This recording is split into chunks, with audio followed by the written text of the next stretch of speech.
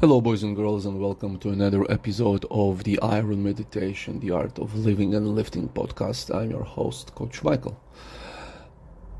Overcoming anxiety with Kettlebell Sport.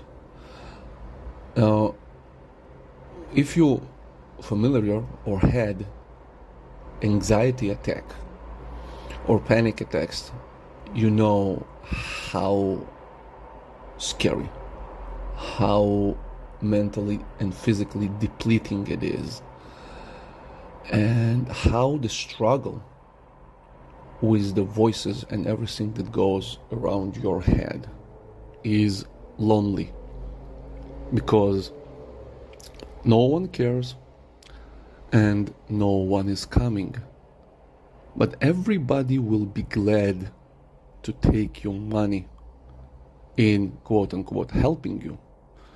And it doesn't mean that they do a bad job. It merely means that they cannot help you, but you can help yourself. Now, I must say, I'm not talking about clinical conditions where a person is ill and there is a thing with a chemistry levels in his or her brain. Yeah, some medical intervention have its point in that case. I'm talking about people with lives, with families, with stuff going on, that sometimes life overwhelms us. And especially after pandemic, which was psychologically very hard for many people to deal. And even if some people came, like soldiers from Vietnam War, they came back alive, physically.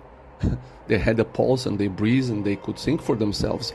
But emotionally and psychologically, many of them was really broken. And now we're talking about Iraq and Afghanistan and stuff that happened there. So, being alive and functioning doesn't mean that you inside,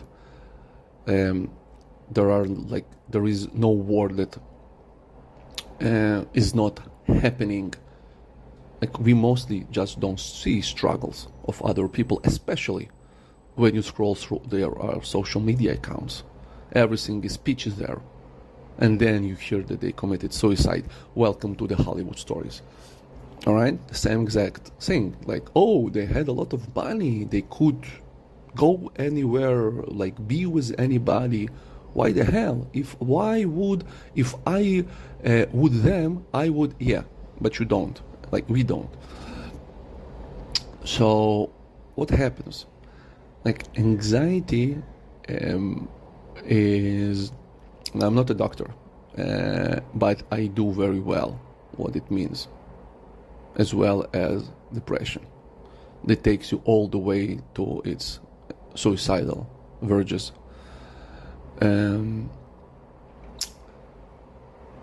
So it's physically,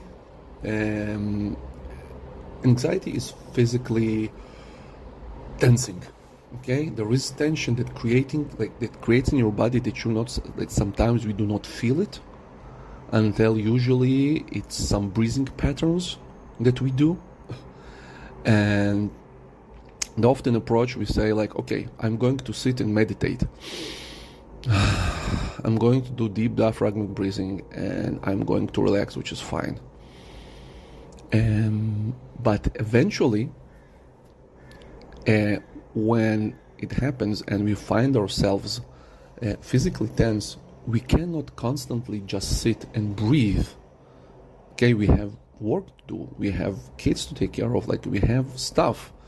I can sit for 1, 2 minutes, 3 minutes. If I'm rich, money-wise, I can sit for 20 minutes maybe. Okay, and that's why if you're listening to me and you don't live on your portfolio, or you don't have lots of houses and buildings that you're renting, the rich and famous rituals are not for you, because you are not them and you don't have their money and their ability to manipulate time. Okay? So yeah, sitting 20 minutes in meditation, they taking a 20-minute cold or whatever shower and stuff, and workouts are reserved for other, like somebody else's. And if you have 3 kids that you need to prepare for school in the morning, good luck enjoying 1 minute of meditation and then maybe going to toilet without anybody knocking on your door saying, come on Dad, I need to get ready for my school. All right? So how to deal with this physics and how to really understand what happens? The answer is kettlebell sport. It's very simple, actually.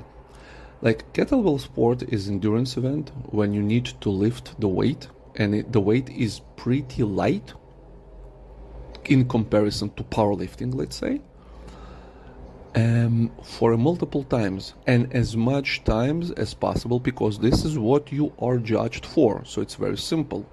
The man who does more repetitions with the same kettlebell size within the same time period, let's say 10 minutes, wins. It's very, very simple, okay? Like in running, whoever crosses first wins.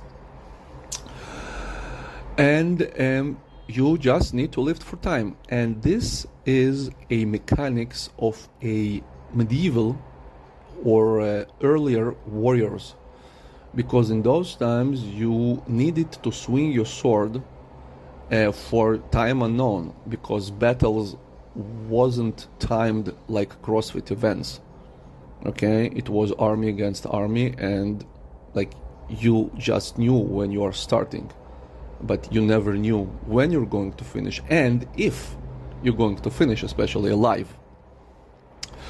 So the practice was for physical efficiency, for feeling the tool and swinging your warhammer or your sword